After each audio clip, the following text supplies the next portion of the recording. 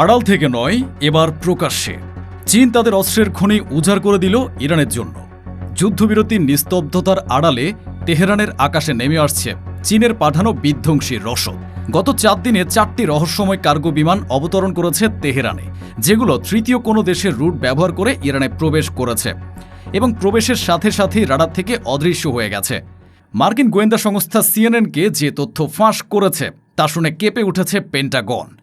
চীন শুধু সাধারণ অস্ত্র নয়, ইরানকে দিচ্ছে তাদের 5ম প্রজন্মের state of the art radar এবং আকাশ প্রতিরক্ষা ব্যবস্থা, যা ডিজাইন করা হয়েছে আমেরিকার সবচেয়ে বড় অহংকার F-35 স্টিলথ ফাইটার এবং B-2 স্পিরিট বোমারু বিমানকে শিকার করার জন্য। আমেরিকা ভেবেছিল যুদ্ধবিরতি মানে শ্বাস ফেলার সুযোগ, কিন্তু চীন এই সুযোগকেই আমেরিকার জন্য এক নতুন রণক্ষেত্র তৈরি করে ফেলল। বেইজিং থেকে তেহরানে আসা এই 4টি রহস্যময় কার্গো বিমানে ঠিক কী এমন বিধ্বংসী প্রযুক্তি ছিল, যার খবরে ডোনাল্ড ট্রাম্প দ্বিতীয়বার যুদ্ধে যেতে ভয় পাচ্ছেন? চীন কেন এখন আর আড়ালে না থেকে প্রায় প্রকাশ্যে ইরানকে অস্ত্র দিয়ে আমেরিকাকে সরাসরি চ্যালেঞ্জ জানাচ্ছে? ম্যানপ্যাডস বা কাঁধে বহনযোগ্য এই মিসাইলগুলো কিভাবে আমেরিকার বিলিয়ন ডলারের যুদ্ধ বিমানগুলোর জন্য একটি অপ্রতিসম হুমকিতে পরিণত হয়েছে? আর সবচেয়ে বড় প্রশ্ন, মার্কিন গোয়েন্দা রিপোর্ট অনুযায়ী চীন থেকে 5ম প্রজন্মের রাডার পাওয়ার পর ইরানের আকাশে আমেরিকার F-35 বা B-2 বোমারু বিমানগুলো আর কতক্ষণ নিজেদের অস্তিত্ব টিকিয়ে রাখতে পারবে? চীনের এই দুঃসাহসিক পদক্ষেপের শেষ দেখতে ভিডিওটিতে একটি লাইক দিয়ে শেষ পর্যন্ত আমাদের সাথেই থাকুন। ঘটনার সূত্রপাত হয় যখন আমেরিকার প্রভাবশালী সংবাদ মাধ্যম CNN পেন্টাগনের ভেতরের খবর ফাঁস করে দেয়। 3 জন মার্কিন কর্মকর্তা, যারা সাম্প্রতিক গোয়েন্দা মূল্যায়ন সম্পর্কে সরাসরি অবগত, তারা নাম প্রকাশ না করার শর্তে জানিয়েছেন বেইজিং ইরানকে নতুন আকাশ প্রতিরক্ষা ব্যবস্থা সরবরাহ করার প্রস্তুতি সম্পন্ন করেছে এবং আগামী কয়েক সপ্তাহের মধ্যেই তা ইরানের হাতে পৌঁছে যাবে। কিন্তু বাস্তবতা হলো, CNN এ খবর প্রকাশ করার আগেই সে অস্ত্রের চালান তেহরানে পৌঁছে গেছে। গত 4 দিনে 4টি বিশাল লুশিন II-76 কার্গো বিমান তেহরানের ইমাম খোমেনি আন্তর্জাতিক বন্দরে অবতরণ করেছে। ইউশিন II-76 কার্গো বিমান তেহরানের ইমাম খোমেনি আন্তর্জাতিক বিমানবন্দরে অবতরণ করেছে। আন্তর্জাতিক ফ্লাইট ট্র্যাকিং ওয়েবসাইটগুলো নিশ্চিত করেছে এই বিমানগুলো চীনের উরুমকি এয়ারবেস থেকে উড্ডয়ন করে, কিন্তু তারা সরাসরি ইরানে আসেনি।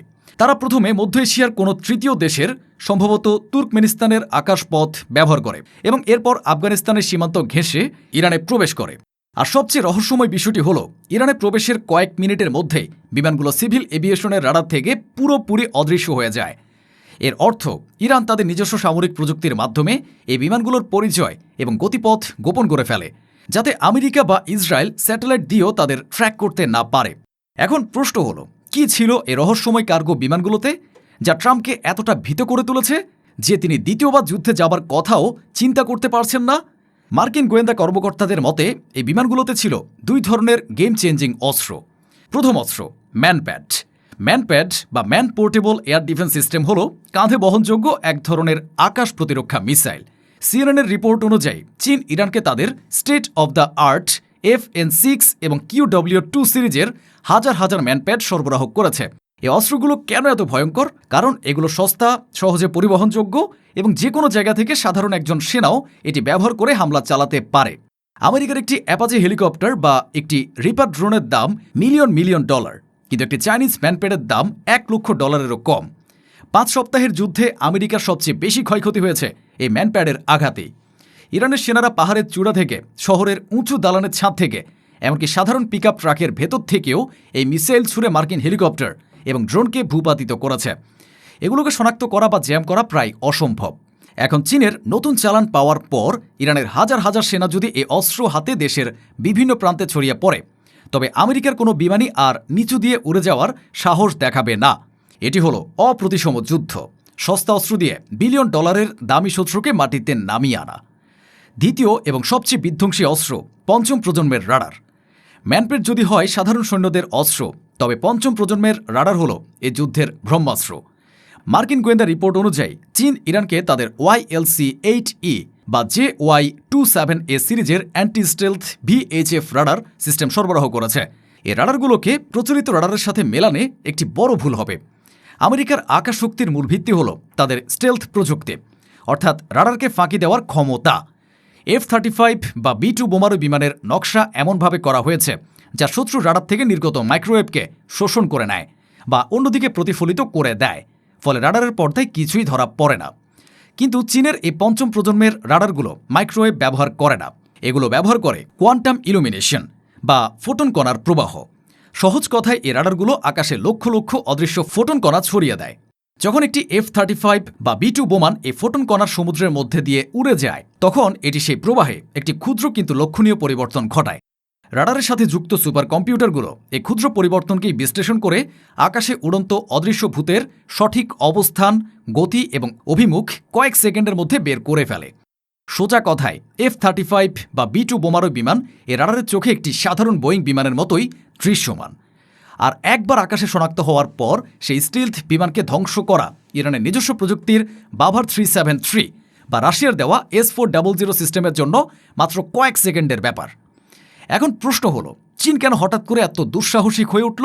কেন তারা এখন আর আড়ালে না থেকে প্রায় প্রকাশ্যে ইরানকে অস্ত্র দিয়ে আমেরিকাকে সরাসরি চ্যালেঞ্জ জানাচ্ছে? এর পেছনে রয়েছে চীনের সুদূর প্রসারী এবং শীতল মস্তিষ্কের পরিকল্পনা। 1. আমেরিকার দুর্বলতার সুযোগ। ইরান যুদ্ধে আমেরিকা যেভাবে সামরিকভাবে ক্ষতিগ্রস্ত হয়েছে এবং ন্যাটোর মিত্ররা যেভাবে তাদের হাত গুটিয়ে নিয়েছে, তা বেজিং খুব কাছ থেকে পর্যবেক্ষণ করেছে। চীন বুঝতে পেরেছে আমেরিকা এখন আর অজেয় নয়, তাদের সামরিক অহংকার ভেঙে পড়েছে। এটাই আমেরিকার কৌশলগতভাবে চ্যালেঞ্জ জানানোর সেরা সময়। 2. নতুন বিশ্ব ব্যবস্থার ঘোষণা।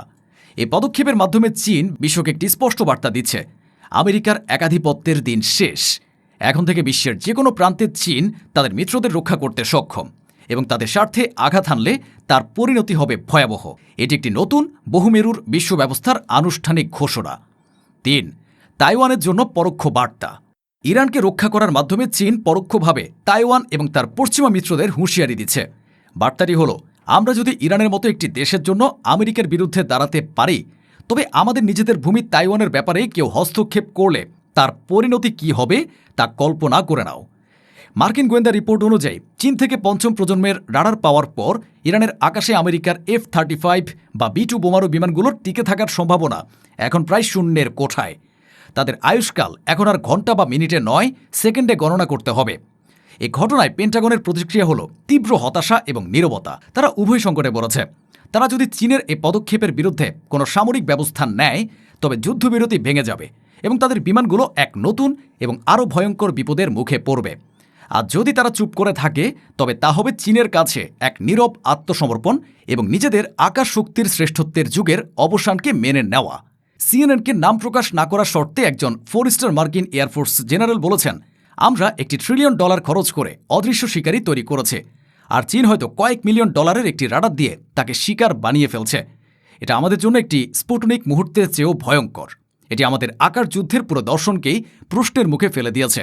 যুদ্ধবিরতির এ 4 দিন আমেরিকা হয়তো তাদের ক্ষত সারানোর চেষ্টা করেছে, তাদের ধ্বংস হয়ে যাওয়া বিমানের হিসাব কষেছে, কিন্তু চীন এ 4 দিনেই যুদ্ধের পুরো সমীকরণ বদলে দিয়েছে। আমেরিকার বিরুদ্ধে প্রথম কৌশলগত আঘাতটি কোনো মিসাইল বা বোমা দিয়ে হয়নি, হয়েছে কয়েকটি কার্গো বিমানে পাঠানো বিধ্বংসী প্রযুক্তি দিয়ে।